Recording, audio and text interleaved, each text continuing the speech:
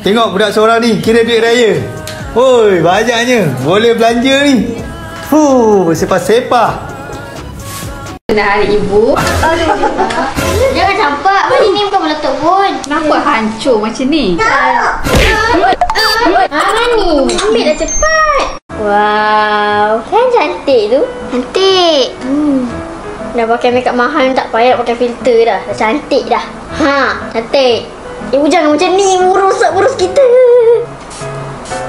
Tada! Hadiah hari jadi ibu. Dreamy hairstyle, wet and dry vacuum. Wow. Hui, tudung baru. Ni beli apa ni?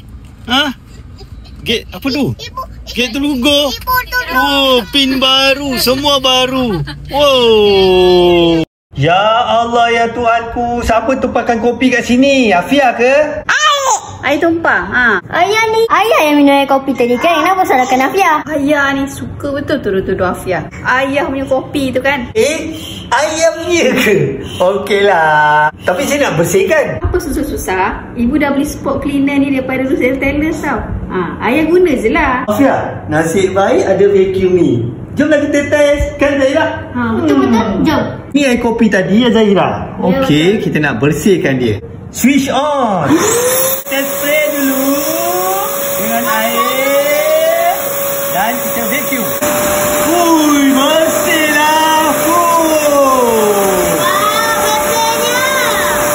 Betul lah. Cuba tengok ni. Ini yang kotor tadi. Yang ini dah bersih. Ini kotor. Nampak tak? Beza. Kita nak tengok hasil kekotoran dia. Air kopi ayah tadi. Tuang. Busuknya bau longkang. Hitam. Okey, ibu nak bagi feedback jujur. Lepas ibu guna spot cleaner daripada Rusel Tailors ni, karpet pun sentiasa bersih. Kalau hari-hari akan tumpahkan susu, maknanya hari-hari dah kena vacuum. Sebab tu ibu beli spot cleaner ni. Senang guna kan? Tak payah nak sental-sental lagi. You bolehlah beli spot cleaner Rusel Tailors ni. Link dekat atas ni.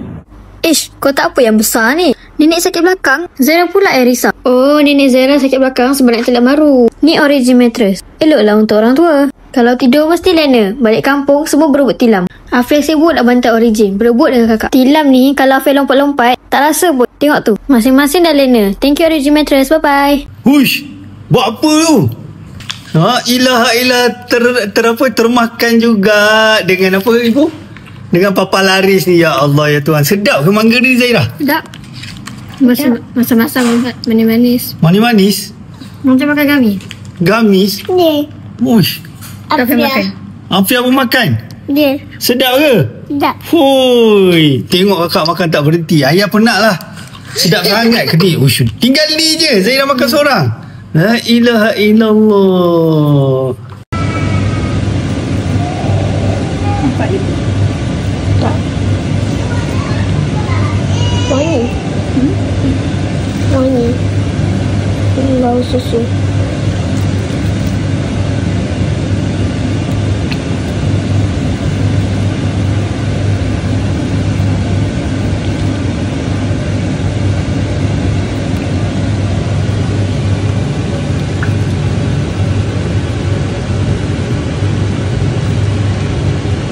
Weh, Amani Zahira pakai iPhone 11 je tau. Tapi elok lagi. Sebab apa? Sebab Amani Zahira tukar casing macam-macam. Korang pula pakai phone apa? Android?